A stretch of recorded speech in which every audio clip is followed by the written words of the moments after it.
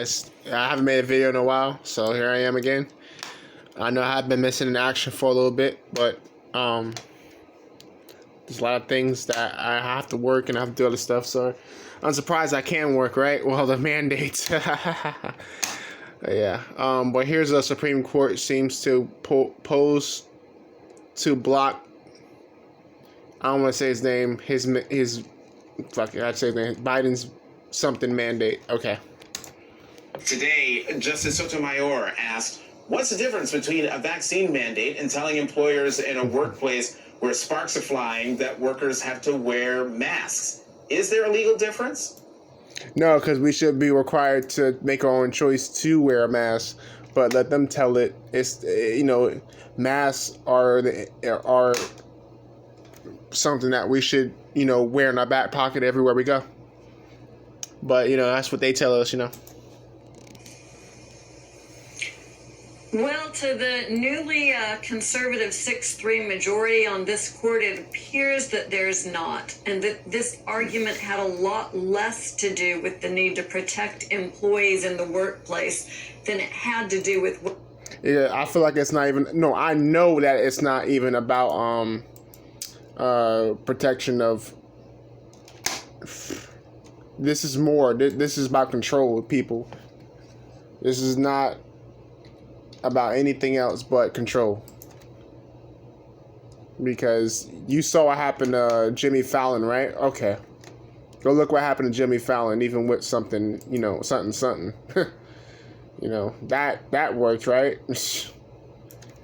Yeah, whatever. Hold on, I'm trying to find something for you guys. Hold on.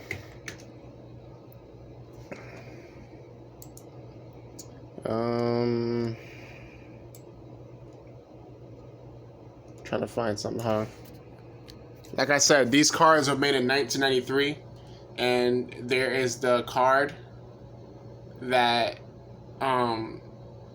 was made in 1993. So this is planned out. It was all planned from the start, and it's right there in plain view. You see the mask, you see the gloves, you see the NyQuil in the back. You see the dead bodies and body bags in the back too. Yeah, that was all planned out. This right here, this is the card game that these guys like to go by. Yeah. There's the Pentagon and the World Trade Center. That was planned out too. Yep. I even have the BP oil spill. That was planned out too.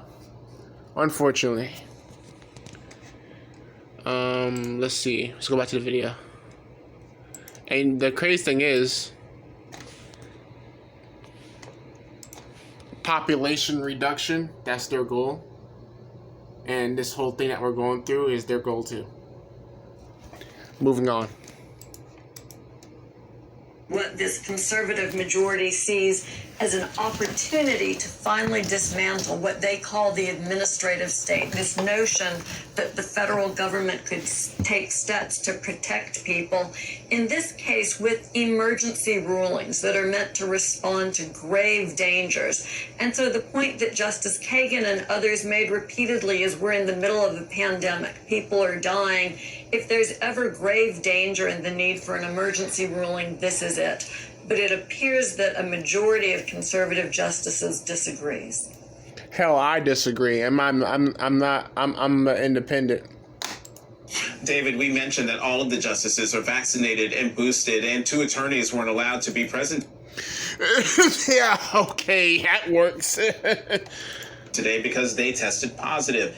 Is the mandate... Oh, wow, did you hear that? Go back. Attorneys weren't allowed to be present today because they tested positive. It present and boosted, and 2 attorneys weren't allowed. David, we mentioned that all of the justices are vaccinated and boosted, and 2 attorneys weren't allowed to be present today because they tested positive. I didn't say it, YouTube. I didn't say it. I didn't say it, YouTube. They said it. Is the mandate the court is considering less than their own protocols? Very much less, Jonathan. powerful people like justices can control their workplaces. And what they've done at the Supreme Court is they said, whether or not you're vaccinated, you can't get into the building unless you test negative that morning. And that's why this one lawyer had to do his oral arguments by telephone. And then FEMA camps, Walmart. when you're in the building, you have to wear a mask all the time except when you're speaking. What the justices don't understand is for many workers, COVID-19 is a real threat. Thousands of workers have been killed already. But they're not, these justices look like they're going to stop the federal government from ensuring that workers have at least some. How about we stomp these people in charge? How about we stomp the people that actually are making these rules so we can't go in buildings? How about stomping them? Has anyone ever thought about that? How about dragging these people out by their coattails and stomping them and taking back this country? How about that? Protection, not as much as the justices have demanded for themselves, but enough so they can go to work and not fear for their lives. Joyce, listen to this exchange between... I fear for my life because you got people out here that are so crazy that they're willing to probably shoot you if you step 6 feet in their property or airspace. Justice Clarence I'm fearing for my life from them. Thomas and Benjamin Flowers, the Solicitor General of Ohio. So you're saying, Mr. Flowers, that the first step in OSHA's regulation is to identify the workforce, the problem in that workforce, and then regulate that? That is typically how OSHA proceeds. I don't know if there's a requirement that says they must do that, but I think part of the problems we're seeing with this rule is it's not truly intended to regulate a workplace danger. It's a danger that we all face simply as a matter of waking up in the morning. Yeah, okay. Joyce, does it matter legally if the workplace danger is also an everyday danger, especially? How about the people in there that are bringing guns to work? How about them? They're a danger. Why does no one mention that? Why does no one mention these other dangers? How about spreading... I can't say it. They won't let me. How about just people just being psychotic and mentally disturbed and wanting to hurt mass amount of people? How about them being a danger? Like, it's not only one danger out here.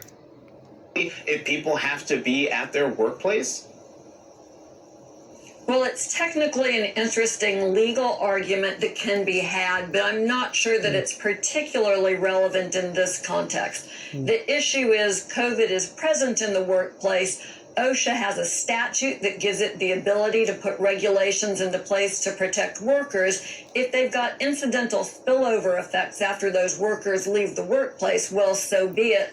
And there is an interesting hypothetical that was used in this context. It was this notion, well, what if you have a magic wand that you could wave and it would protect people from COVID only when they were at work? And then you could wave it at the end of the day and remove that protection. And the Solicitor General was quick to acknowledge, yes, if there was some way to do it exclusively in the workplace, that would be appropriate. But the reality here is you either protect people at all times or you leave them unprotected when they're at work, when they have no ability to protect themselves from coworkers, cramped working conditions, and what have you.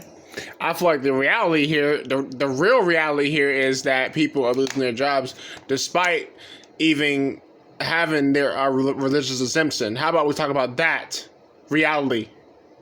Since you want to talk about realities, which reality you living in, because y'all denying people's religious exemption is a complete utter joke.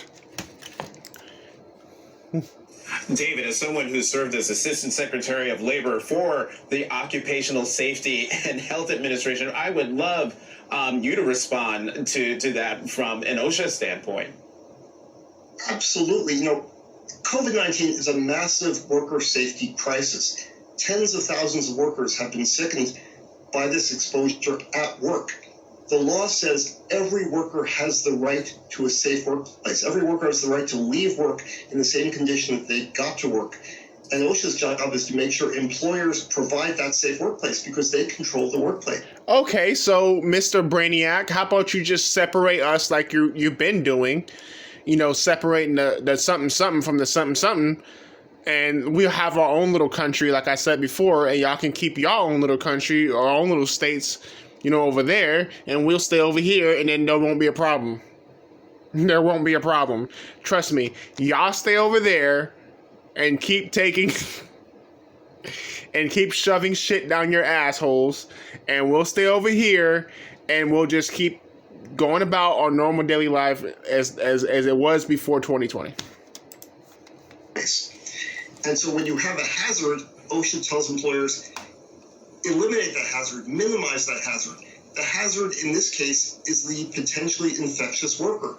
And so what OSHA is doing in this case is saying, if we can keep potentially infectious workers at home, out of the workplace, we can save lives. We can make people safer. That's right within OSHA's wheelhouse. In fact, I filed a amicus brief signed by other OSHA administrators from Democratic and Republican administrations explaining exactly that.